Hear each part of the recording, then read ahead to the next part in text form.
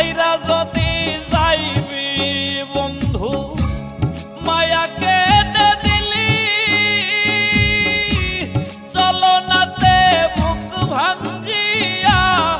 কেন বাপর করিলি মাঝারুলের হইল না সুখ বন্ধুয়া তোর কারণে প্রতারণার হইব বিচার আসরের ময়দানে রে বন্ধু প্রতারণার চাইব